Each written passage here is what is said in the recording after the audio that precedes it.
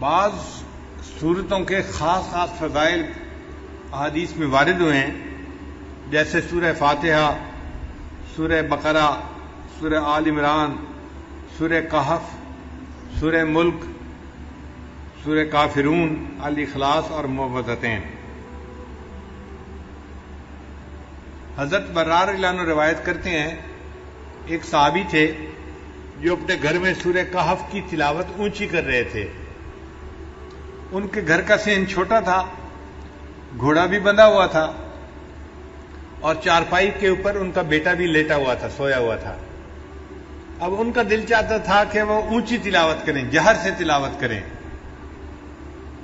جب وہ جہر سے تلاوت کرتے تو گھوڑا بدکتا تھا اور ان کو ڈر ہوتا یہ گھوڑا کہیں میرے بیٹے کو لات نہ مار دے، تو وہ آہستہ پڑھتے تو گھوڑا بھی پرسکون ہو جاتا۔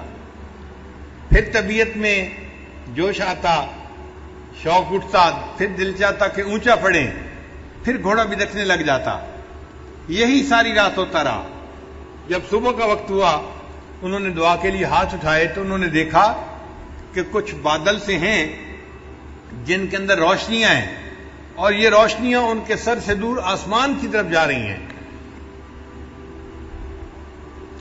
پھر وہ نبی علیہ السلام کی خدمت میں حاضر ہوئے، فذکر ذلک للنبی صلی اللہ علیہ وسلم۔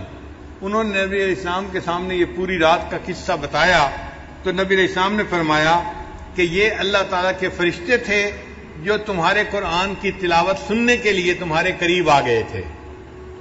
اگر تم تلاوت کرتے رہتے تو مدینے کے لوگ اپنی آنکھوں سے اللہ کے فرشتوں کو دیکھ لیتے۔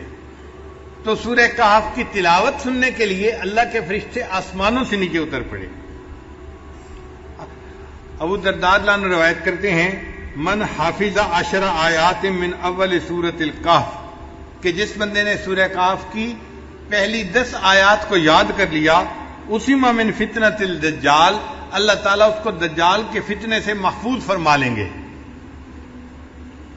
پھر معاذ رضی اللہ عنہ فرماتے ہیں کہ نبی علیہ السلام نے ارشاد فرمایا، من قرأ اول سورۃ الکہف وآخرها کانت لہ نورا من قدمہ الی رأسہ، کہ جس نے سورہ کہف شروع میں تلاوت کی اس کے لیے قدموں سے لے کے سر تک نور ہوگا۔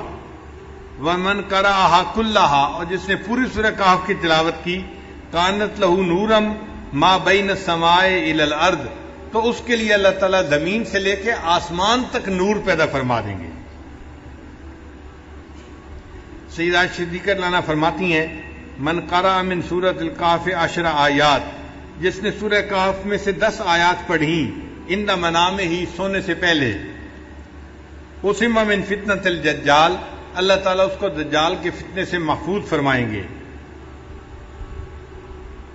ابن عباس نے فرماتے ہیں کہ نبی علیہ السلام نے ارشاد فرمایا، سورۃ الکہف تدعی فی التوراۃ حائل، کہ سورہ کہف کا نام تورات کے اندر حائل تھا۔ حائلہ کیا مطلب؟ حائل ہونے والی، یعنی یہ بندے اور قبر کے عذاب کے درمیان حائل ہونے والی صورت ہے، بندے اور شیطان کے درمیان حائل ہونے والی صورت ہے۔